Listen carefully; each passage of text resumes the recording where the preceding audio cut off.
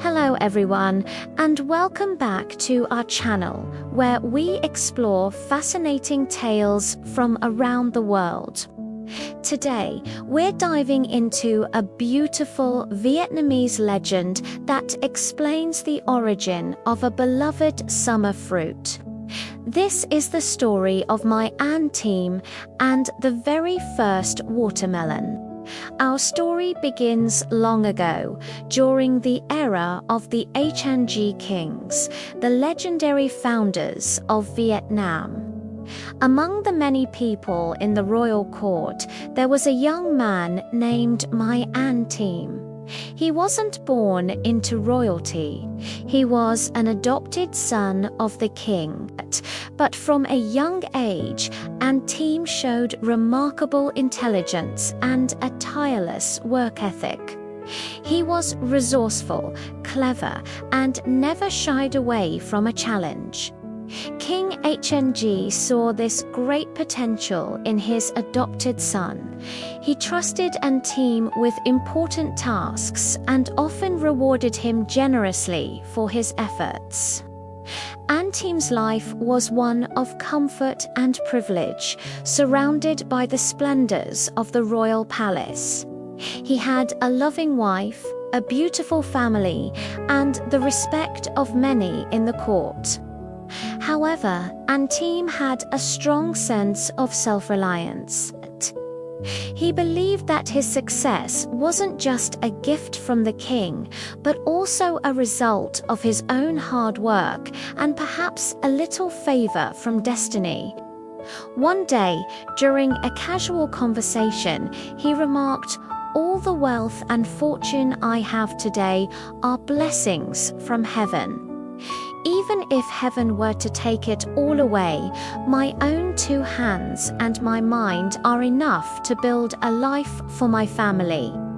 Now, this statement, meant to express his confidence and gratitude for his own abilities, was overheard. Word traveled quickly through the court, as it often does, and eventually reached the ears of King HNG, but the words were twisted along the way.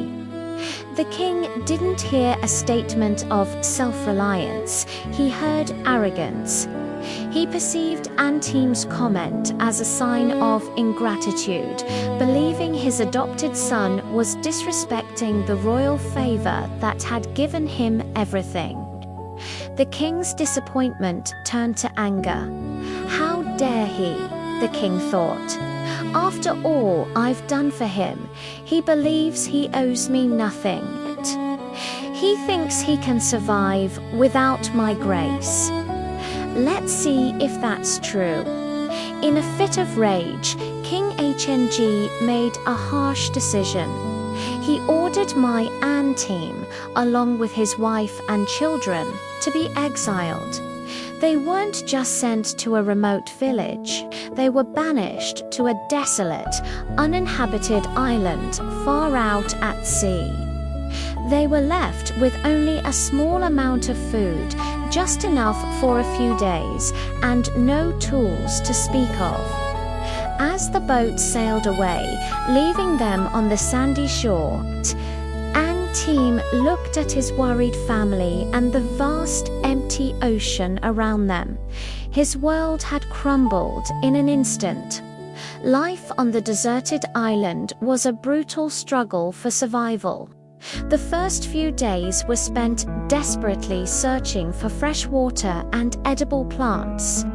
The family had to build a crude shelter from branches and leaves to protect themselves from the sun and rain. Aunt Tiem, true to his word, used all his resourcefulness. He taught his family how to find shellfish along the shore and identify edible roots. His hands, once accustomed to fine silks and royal decrees, became calloused from digging and building.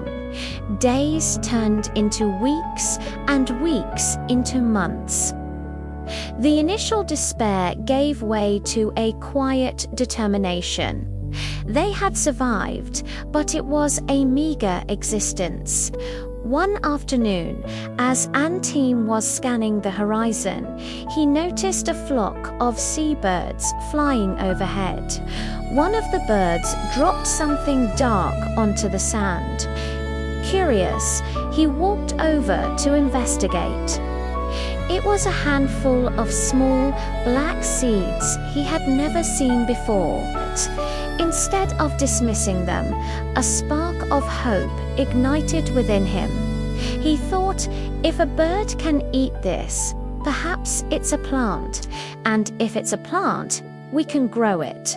With nothing to lose, he carefully collected the seeds. He found a patch of fertile soil further inland, cleared it, and planted them, watering the spot daily with fresh water he carried from a small spring. He tended to his little garden with immense care. His family watched, their hopes pinned on these mysterious black seeds.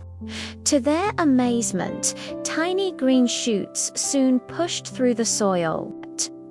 The shoots grew into long, sprawling vines that snaked across the ground. Before long, small, round, green orbs began to form on the vines. The fruits grew larger and larger, their dark green skin becoming smooth and glossy under the tropical sun. Tiem was cautious. He didn't know if they were edible. He waited until one of the fruits was perfectly round and felt heavy. He picked it, and with a sharp rock, he cracked it open. Inside, the flesh was a startling, beautiful crimson red, dotted with the same black seeds that started it all.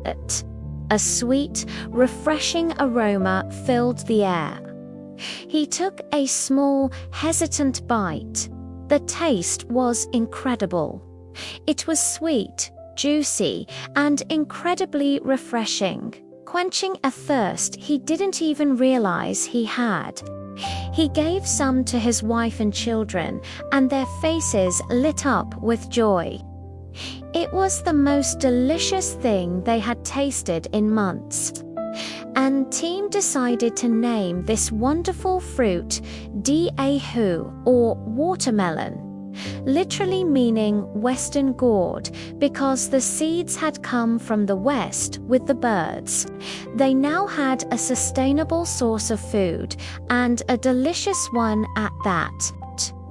The vines produced more and more melons, so many that his family couldn't eat them all.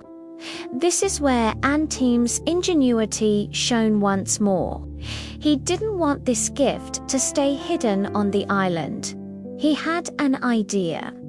He began carving his name and a brief message onto the thick green rinds of the largest watermelons. Then he would carry them to the shore and cast them into the ocean, letting the currents carry them away. He hoped that someone, somewhere, would find them. His plan worked.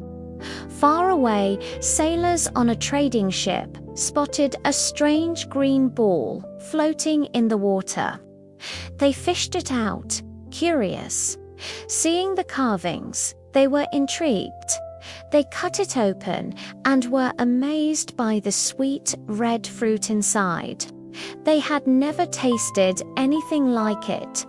Following the ocean currents and finding more of these carved melons, the traders eventually traced the source back to Tiem's remote island.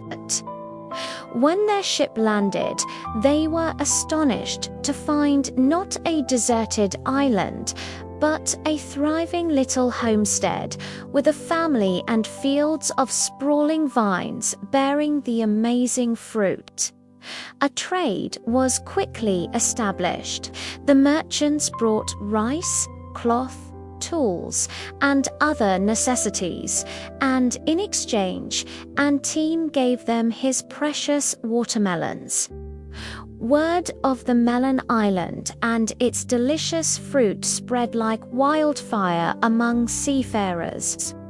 More and more ships came to trade. and Tiem's humble island shelter was replaced by a sturdy house. His family was no longer just surviving. They were prospering. Their life, built from a single seed of hope, was once again comfortable and full. News of this incredible story eventually traveled all the way back to the mainland and to the royal court.